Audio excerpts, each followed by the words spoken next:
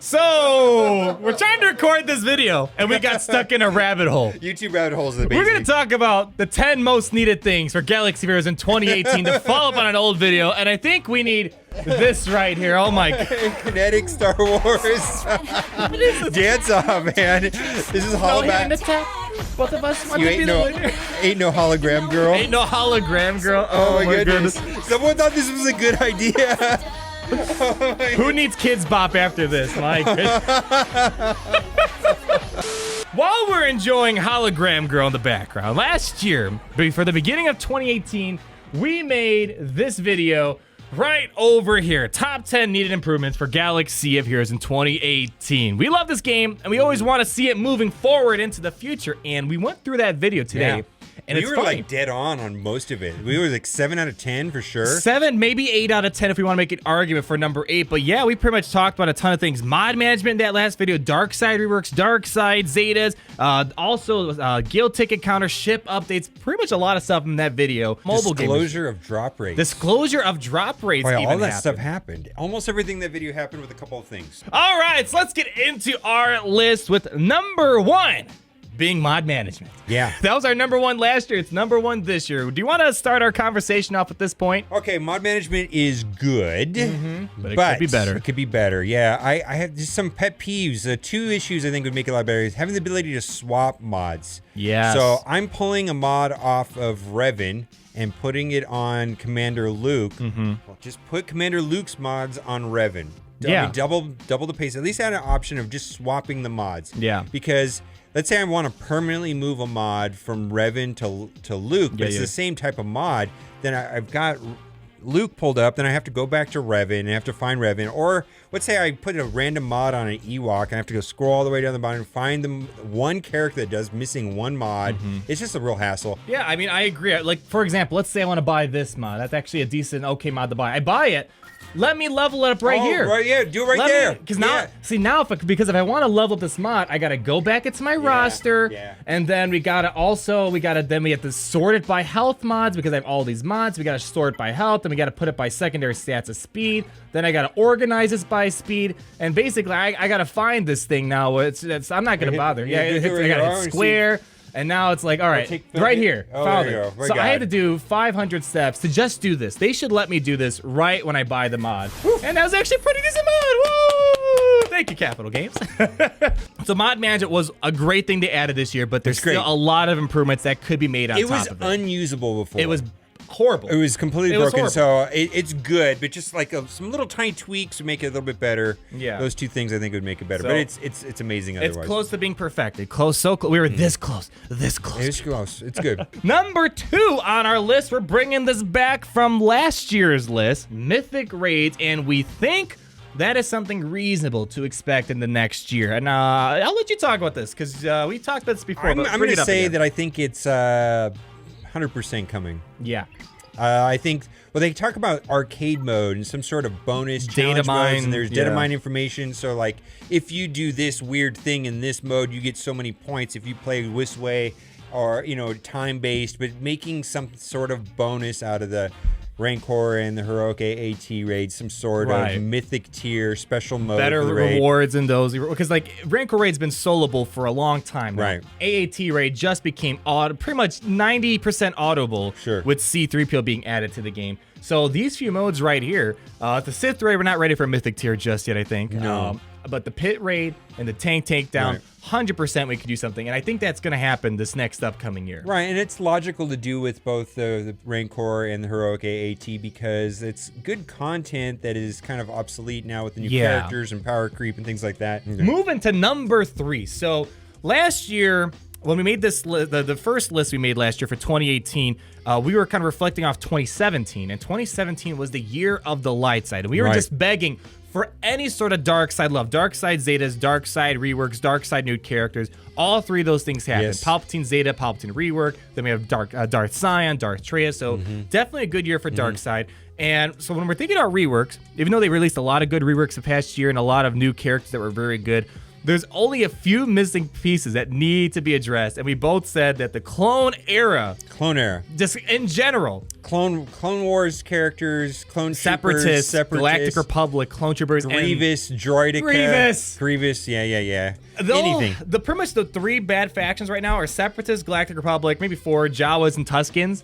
And out of those, the Galactic Republic and Separatists are the most significant that need to be fixed. I mean, of course, there's other things that could use work, like the Empire could use some attention because this year is more about Sith and Jedi for 2018. But really, the things that really need help are just the Separatists. Separatists for sure. Galactic Republic at least has usable characters. This, Asajj, that's really the only usable character here on this list. Rework Grievous, give us Droideka. Rework Grievous. Will I be around? We'll find out. Yeah. But number 4 on this list, Sandbox mode. Now, I think this is our most far-fetching thing on our list here, because the developers kind of talked about a Sandbox mode, because earlier this year, they did an open Q&A on the forums, answering questions people are asking. The Sandbox mode came up, and I'm going to have to go back to double check, but from what they said, it looks like it's something that's not bound to happen. No. At least anytime soon. Well, I think what everybody was asking for is asking for some like inter-guild Sandbox. Inter-guild Sandbox, and yeah. I don't see that happening unless it's a tournament or some way of monetizing. I can't see them just doing that. That's the thing. If you're going to do a lot of testing, you got to do a lot of crystal refreshes in Arena, a lot of mod swappings, but if it's a low-key fun way in a guild, for example, I think it's a fun way to learn more about a character team. So it'd be great to add it. Will it happen in 2019? I don't quite know, but it's something just to put out there. I think it's something a lot of people would love to see. That was on last year's list. I don't think it's going to happen unless they have a way of making. They got to find a hook. Need a hook to it. There's got to be a hook. Yeah. There's got to be a hook to it. Moving to number 5. So we talked about this in our 2018 list. For 2019, it's coming back.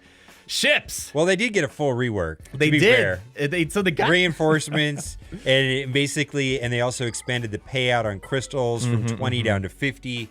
So we've had a full ships, and I think we're gonna get a capital ship, probably Grievous capital ship. I would hope Malevolence or something. Invisible Hand. Or what if we get some sort of KOTOR, even Hawk? I don't know. Yeah, Eben Hawk, and we've been getting some KOTOR ships lately. I think the problem is, it's not just adding new ships, because they obviously did a lot of that. We got Bounty Hunter ships, which changed the fleet arena meta and whatnot. Boss Houndstooth was the biggest highlight for new ships, and they changed the mechanics around it. I think the problem is, for me, it's not engaging.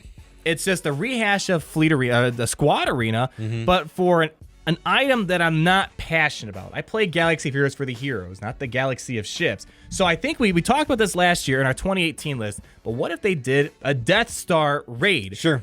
Like, pick one of the 4 Death Stars. Pick one of the 4 Death Stars. You have Episode 1, you got the Star Killer base, and then you also got then you have the first Death Star, second Death Star. So there's a lot of ways to go about it. Return of the Jedi Death Star raid would be fun because it definitely has like all kinds of ships, and it was more of like a total fleet battle. Yeah. Rather with Death Star raid, there's only like a handful of ships. There's the TIE Bomber, TIE Fighter, X-Wing, Y-Wing, and that was about it. But in Return of the Jedi, there was a lot more ships in that battle. Overall, it just needs to be more engaging. It's not fun enough for me to be fully invested in, and a Death Star raid would be the perfect example of something, or something with more territory battles. I don't know, something like that. So we got a little tease of this. Number 1, 2, 3, 4, 5, 6 on our list. Territory war bonuses. Yes. Give me those eyes. Yes. So we got a little tease of this, of Grievous, Dooku, Mace Windu, even Cup. They took horrible characters and made them relevant for something. And Territory War should just be a fun game mode where you screw around. What I'm hoping they do for 2019, I think we have a little hint that they are going to continue with it, because there's a data mine showing that Ewoks, First Order clones, and Jawas were getting a bonus. Right. I think every single month they need to keep bringing in new sort of bonuses for Territory Wars, or bring in a territory reward, such as a character and whatnot. Yeah. Oh yeah. Something to make Grand Arena is amazing. I love it. Grand Arena is fun. That was one of the biggest things that happened in 2018. For 2019, Territory War needs to get either a new layout, special bonuses per territory, kind of like how we sort of saw. It's over a year old event. We need something to keep it fresh and keep it changing every single month. I think the Territory War bonuses, at the minimum, needs to keep happening, or some other 100%. Ways to make. Because, like you said, it's not your favorite game mode. You said. Yeah, I like Grand Arena a lot better. Yeah, myself. I agree. Great Arenas is way better. Personally, 3 versus 3 is fantastic, which is kind of a variation. Or what about a 3 versus 3 territory wars? Yeah. You could do all kinds of stuff. I mean, why not? Make it fun. Moving on to number 7, something that has really gone stale for the past while. We don't have one active right now, but territory battles. It's been a bit stale. We've had it go around for over a year now. Darkside Territory Battles came out December 2017. It's almost getting to the point where it should be simmable. It's a simmable event now. It feels like it should be simmable. Yeah, it should. It's pretty audible. You just put in characters now. You auto it. The first while it was pretty difficult because Darkside characters sucked, for example. And 6 matches, 6 battles per encounter is a little bit long. 4 is a little bit more manageable inside of Darkside, but I don't know. I think they need to do something. It's kind of stale. They need to introduce a new territory battle, whether it's like a Geonosis territory battle. That'd be fun. Having clones needed for something, or Separatists needed for something. Because you could do a Galactic Republic as the light side territory battle, and then the Separatists as the dark side territory battle. So that could be the next thing. They have the template down. They just got to bring something new in, introduce a couple new reworks, kind of like how Bounty Hunters were needed. Now they're good for territory battles. Territory battles. It needs to be engaging, needs to be fun. They kind of left it stale for the past year, nothing changing, and it's definitely a simmable event at this point. Now we're moving into some interesting territory with number, 8, being Marquee and Legendary Fatigue. Now, there definitely was a concern for Marquee Fatigue back then, because about the time of August or so, 0 legendary events. Marquee, and then you have to wait 3 months to farm them. Then it takes about 2 to 3 months afterwards to farm all that. I think what we want to talk about in this point is change the structure of how characters and legendaries are released, because releasing all these marquees in the first part of the year and then jamming all these legendaries at the end of the year, I don't think is the best format. What would you suggest and how they should go back to the schedule? I think they should go to their 2017 way of introducing characters. 2017 is fine. The tempo was off. I mean, it was all, like we had too many marquees in a row, over 20. 25 marquees in a row. And then we just got, in the last quarter, last 4 months. Yeah, last 4 months we got 3 super meta-defining I mean, characters. Between Chewie and C-3PO and Revan, which is fine, but it seems like the spacing of that is off. The spacing needs to get fixed. I think you need something to look forward to every few months versus once the Sith... There was a huge gap between Shreya and Chewie. A huge gap. And it was tremendous. A lot of marquees. So, real-time PvP is number 9 on our list, and I think we're getting somewhere. Yeah. With Grand Arena, we're entering territory that I'm really liking. They're calling these seasons. Like, we're in season 1 right now or something like that. And when you think about seasons, you kind of think about like how Fortnite works. You got all these seasons, seasonal updates that kind of get added. I'm hoping this is the template going forward for a real-time PvP arena. It's getting close. We're dangerously getting close to that territory. What are your thoughts on that? Because I know that this is actually the point you brought up that reminded me how much I wanted this. What exactly are you looking for out of a real-time PvP? Are you looking for something like this real-time, or something else like more like arena, or maybe just a completely different mode? Well, it's going to have to be a different mode than this. Yeah. Because getting 2 people to play the game at the same time would have to be queued, and it can't really be a tournament. It would have to be like, I do it right now. I want to queue up right now with somebody else that's queued up at the same time. And so this wouldn't work.